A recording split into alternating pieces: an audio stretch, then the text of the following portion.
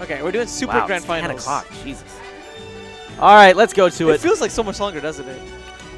Not really. Like usually, like I'm here until like what, midnight, 1-ish. We don't come out on Wednesdays. That's true. Oh, they're just gonna do one best of 5, and it's gonna be grand finals. Baller. Here we go. Grand finals.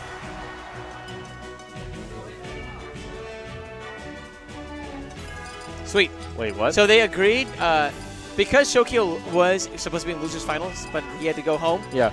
There's no one for the loser of this to play in losers finals. So instead of doing winners finals, they're just doing one big 3 out of 5 grand finals. okay, cool. That's great. That way, instead of doing winners and grands, it's just 3 out of 5. Okay, guys. So we actually need to give like proper commentary for this. Yeah, don't we do. Okay, gotta stuff up the hair. Gotta front. Hey, say all the stupid things like out of your brain right now, so that we can. Butter. Butter. I saw Casey. See, I so thought we were gonna be screaming Lil Dicky. But no Lil Dicky.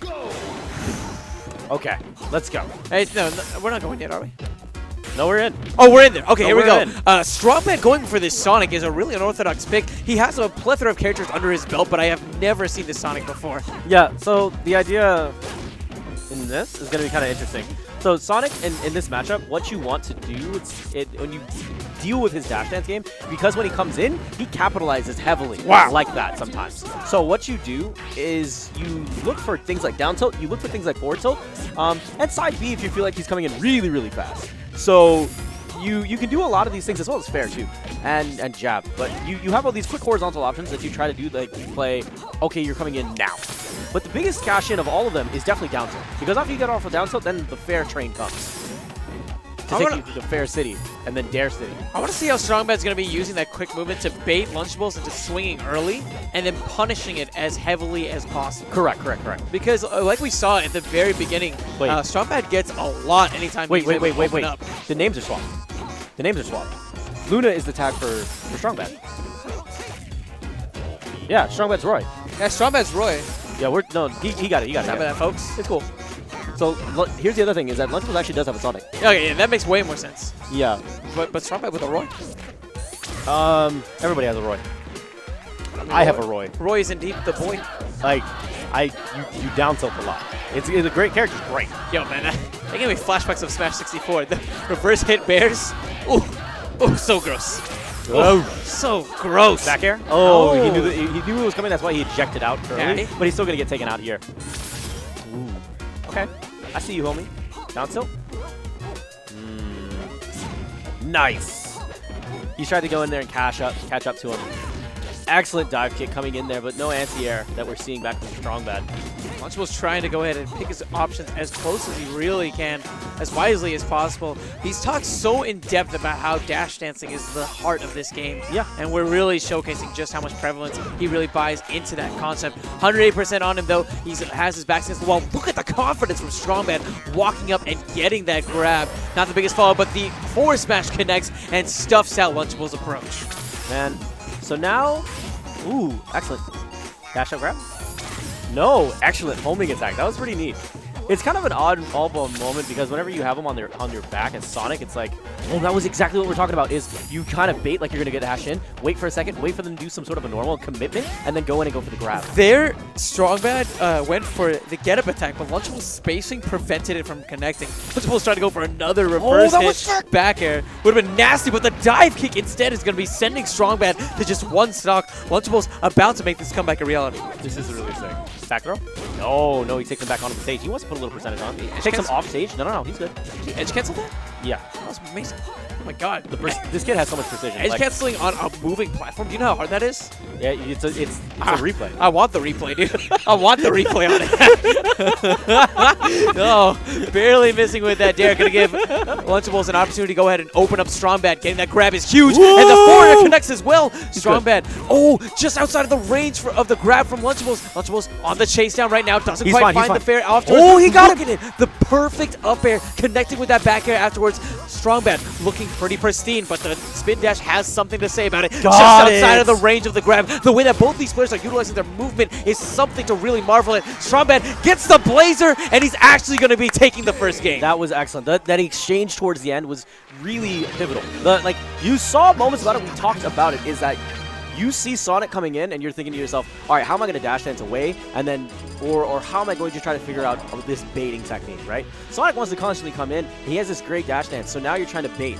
So now it's baiting for the bait, and then finding the punish. You literally saw at the end of the game the multiple levels of Yomi, reading into the mind of the opponent. That's why that ending was really cool. So when you saw moments where it's like the dash dance game and the grab and the placement of the grabs, you saw what their intentions were, and you saw how they outfunked each other. Pretty sick. It was sick. It was really sick. 2, 1, go! This, okay, straight up, I asked her this on my AMA. I was like, strong bet, please, give me the DK. I want to see the DK. Expand Dawn. Let's go. I don't know if we're going to be getting fully expanded or not. How do you feel like this matchup is? So it's kind of weird because DK has oddball moments with his fists that come out that will just straight up beat you. So you have to be kind of careful whenever you're going for dunks and stuff when you're doing up B, because you have to be perfectly spaced on that. So in neutral though, you definitely have a big advantage as Marth because you have this great dash dance game, you have these great normals, but the punish game from Strongbad and DK is so much stronger. He has this incredible knowledge of DK, granted from all the many years he's played him throughout Melee. He's also one of the only characters that received 0 changes in 3.6F. So the character is great. It's just kind of weird. Back here? No. Oh, that was scary. That was really scary. Now, granted, another thing about this character is a great horizontal recovery, terrible vertical, similar to DK, or similar to Bowser. Holds ledge.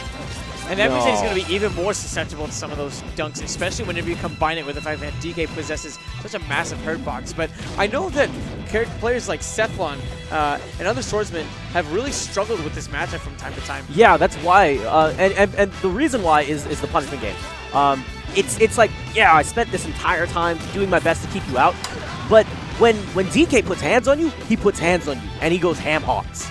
It's really scary. It's not like Geef. It's more like Hugo, because the normals that this guy has are still pretty freaking ridiculous. Creative combos from Lunchables, but here comes that bread and butter. Those up airs after those grabs are going to mean big damage. 70% so far. That was an interesting crouch. Did he actually crouch cancel that high of a percent? Correct. Good He crouched Lord. because he's super heavy.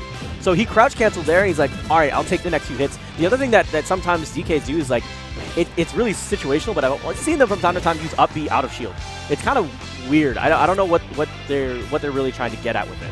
Now this is the part that DK struggle with, is getting back to the ground, especially against someone with a disjoint like Marth, who can constantly threaten above it while taking very minimal risks using up airs.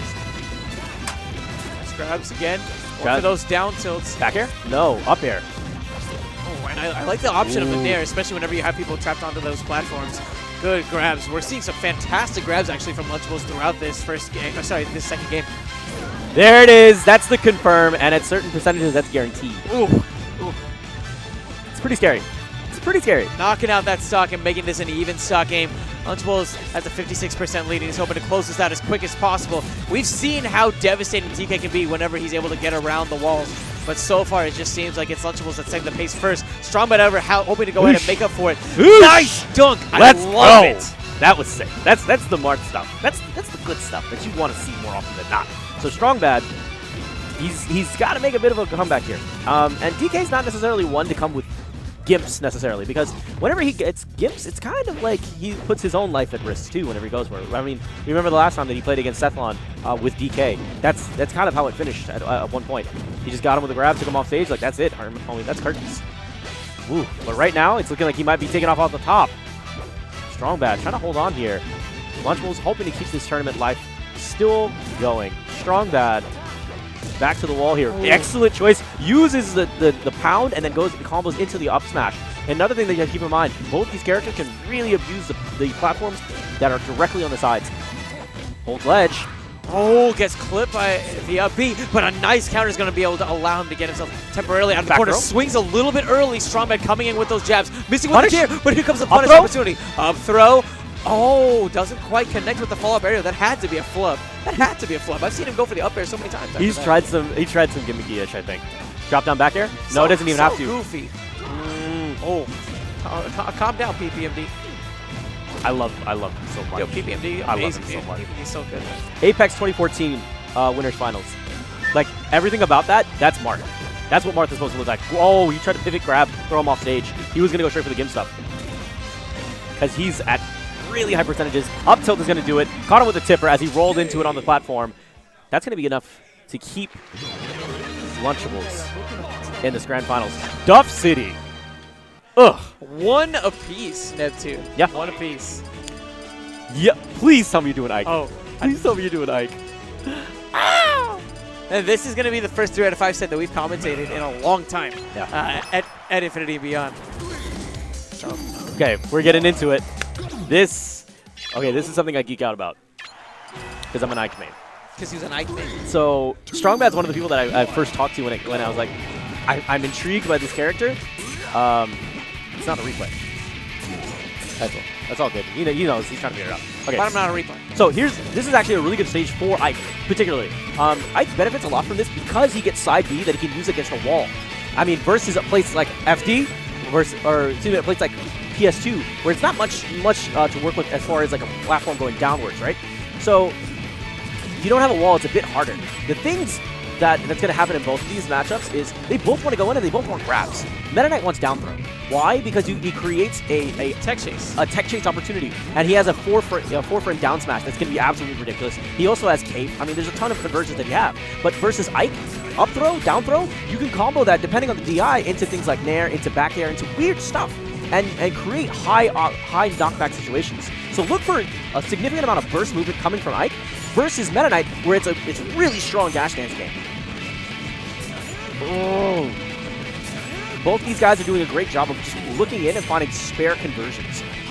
They're both looking for that one thing that's going to start off the rest of this ridiculous punish combo. But so far, all they're finding is stray hits here and there. Ike wants a grab. As much as you see this big sword, this big threatening sword, that's not the center of his game. Instead, it's this grab game that you're seeing right here. Nice shielding so far from Lunchables. He had Strongbad off stage, and the nair is going to be doing him another favor. Another nair to close out of stock, and he's going to be using the tornado to make it right back on stage. And that's something that definitely not enough people use is nair is this multi-purpose tool when it comes to Meta Knight. You can use it as a KO option, you can use it as an edge guard tool, and you can use it as an out-of-shield option. It's pretty ridiculous. You can use it as tech chase too as well.